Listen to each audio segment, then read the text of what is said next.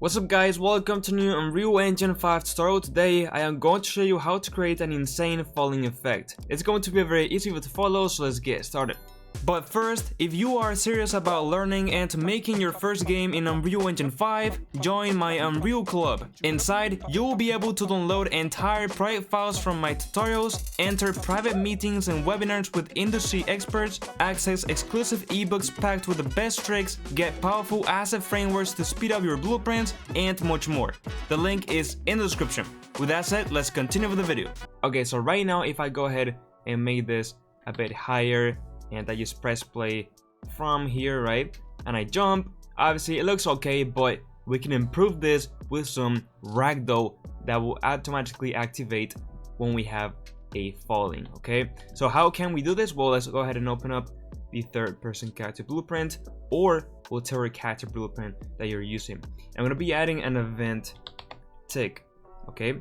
The event tick allows us to, execute a thing every frame, so we can be checking every frame if we are falling and we are in a certain speed, and that's how we're gonna be checking if we want to enable this ragdoll. Okay, so what we can do is go ahead and get the character movement component and ask if we are falling. Okay, so if we are falling, we are gonna go ahead and add a branch and execute a piece of code. In this case, we can print. Okay, so now if I press play and I jump, we hit hello, as you can see. So everything is working, but of course we don't want only to check if we are falling or not, because we might be falling but at a very low kind of ledge, right, with a very low distance. For example, here I would not want to enable ragdoll, right, only if there's like a big fall. So additionally, not only we're going to be checking for this, but we are also going to get the velocity of the player character. Okay, I'm gonna be using the vector length. The vector length just converts the vector into a nice float number that we can use. So now we can say if this is bigger than a specific number, we will then go into the thing. Okay, now what number? Well, we have to decide. So what better way to decide with just printing our current velocity, and we will just pick the one when we are floating, right, or falling, and we'll say, okay, that's a good one. Okay, so we can now get this over here and print it. So now if I fall, it's around 500. Okay, so from 500 I started to fall. So let's go ahead and put something as 600, so it's a bit of a better margin. Let's delete this and let's get this is falling and do an AND boolean and connect this to the second pin and then this to the branch. Okay, so that way the branch, okay, will consider the two options. Are we falling and is our velocity greater than 600? If so, now we will be able to go ahead and ragdoll. But first, let's just check if this is actually a good speed, or you want to go ahead and lower this or increase this, right? So now I jump, and from this point we would fall. It's pretty good. Maybe 700 is a bit better, but like I said, this is just kind of experimenting what's better for you. Obviously you have a custom character, you might have difference in gravity and things like that, but overall it's working pretty cool.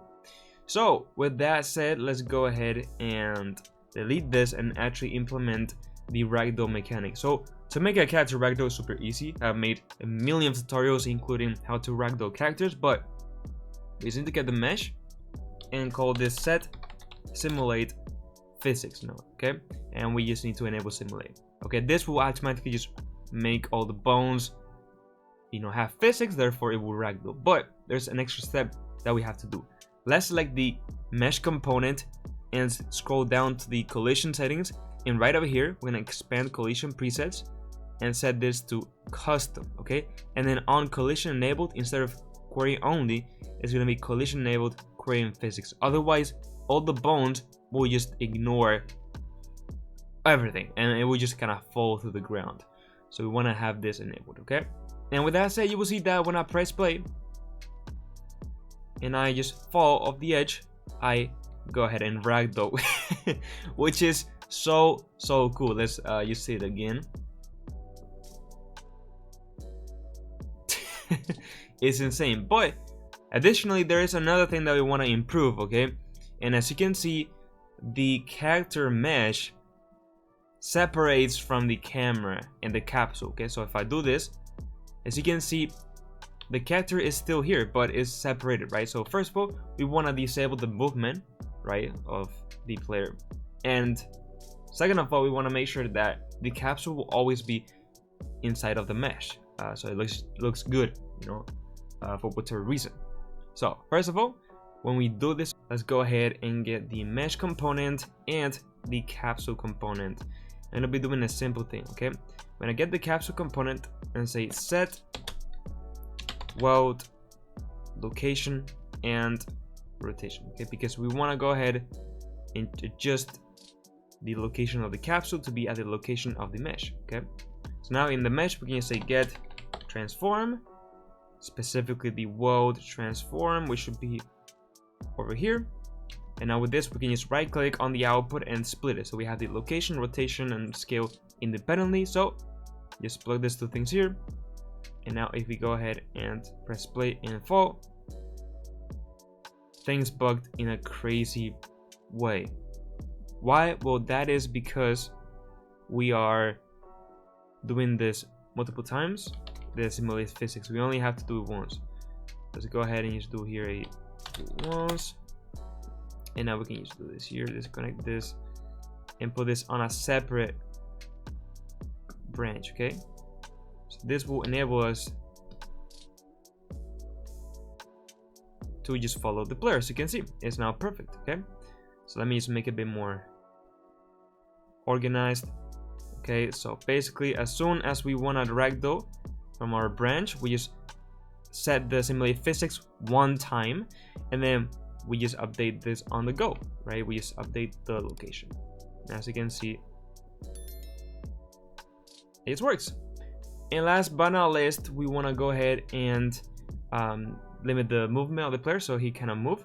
So we can just go here and you say set max walk speed to be 0, and that's it. And now if we go ahead and jump, we can now not move. And additionally, what we can do to improve the snapping of this transformer rotation, right, when we kind of drop to the ground, is to simply interpolate, right, with the simple smoothing, let's say. So what we can do is just get this and do interp, and there's v interp 2, and this is going to be the new location, okay? So the current will not be this one, okay? The current location will be another one, but this will be the target, right? The mesh. But the current will always just be the capsule component, get world transform, right click and split it, and this will be the location, okay? The delta time, we just need to get the delta seconds from the event tick, and the speed is just how fast. Let's put something as 3 for now, okay? Let's do the same with the rotation, so just do a interp r interp 2. This will be the new return value. So the current will not be this one, but this will be the target, right, from the mesh, and from the current will be this one. Then we're just gonna double click on the delta time from the other to plug it in, and then speed again 3, okay? It's just like a smoothing cool thing. So now if we go ahead and jump, it's just way smoother, right? It's a bit cooler. We can do this a bit faster if we want, so I'm not sure. Yeah, so 1 will be just faster, okay? As you can see, if speed is given 0, the jump will just jump to target, okay? So it's just kind of playing around with the speed, but I think I like this, okay? So there we go, it's just a little improvement. So that's it, guys. If you found this video helpful, I would really appreciate it if you could like the video and subscribe to my channel. You can download the prep files through my Unreal Club and access many more stuff, so I will link it in the description. Now, yes, with all I said, bye bye.